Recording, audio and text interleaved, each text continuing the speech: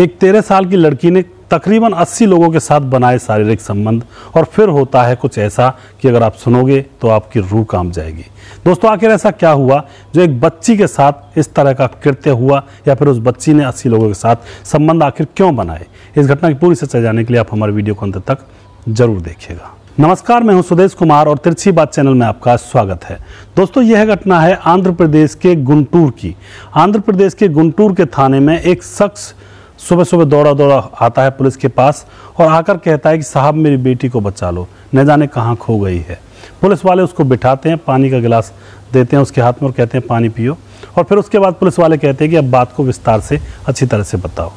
तो दोस्तों, वह शख्स बताता है कि कुछ समय पहले मैं और मेरी पत्नी और मेरी बेटी, जिसका नाम कीर्ति है, जिसकी उम्र 16 साल है, आराम से अपने घर परिवार में रहा करते थे। और जैसे ही कोरोना की लहर चलती है तो उस समय मेरी पत्नी को कोरोना हो जाता है और वह मरने की हालत में हो जाती है।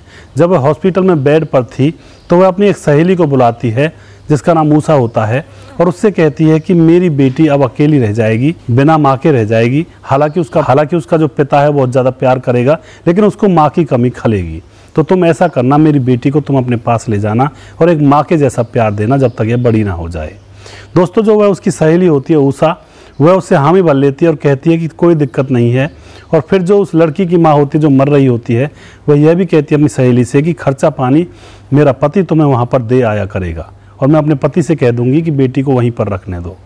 दोस्तों, उसके बाद वह सहेली मान जाती है और फिर 1-2 दिन के बाद उस औरत की मृत्यु हो जाती है।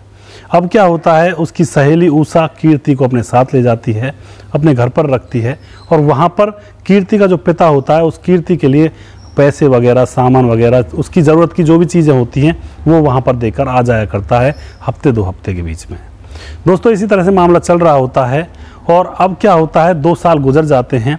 2 साल गुजरने के बाद अब जो कीर्ति का पिता है वह सामान लेकर अपनी बेटी के से मिलने के लिए जैसे जाता है तो कीर्ति जिसके पास थी, यानी ऊषा के पास थी, वह उसे मिलने नहीं देती है, बहाने लगा देती है। कभी कहती है बाजार गई है, कभी कहती है स्कूल गई है, मतलब इस तरह के बहाने उस पिता से लगा दिए जाते हैं।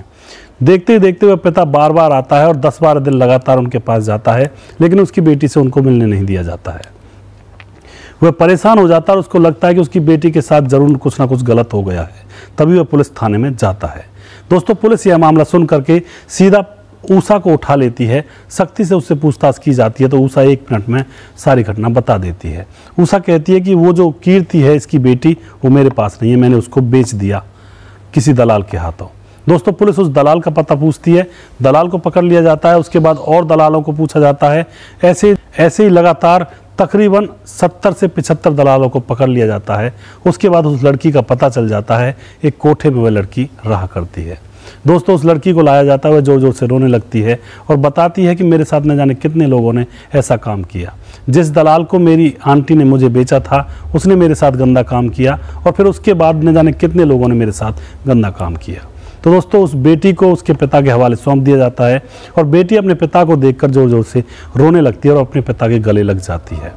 दोस्तों, यहाँ पर उन सारे लोगों को कम से कम 75-80 के आसपास वो दलाल थे और बहुत सारे लोग थे जो इस कृत्य में शामिल थे। उनको अरेस्ट कर लिया जाता है, उनको जेल में भेज दिया जाता है और मुकदमा दर्ज किया जाता है। और दोस्तों, ऊषा रानी को भी जेल में भेज दिया जाता है जिसने उसको बेचा था। तो यहाँ पर विश्वास का खून हुआ।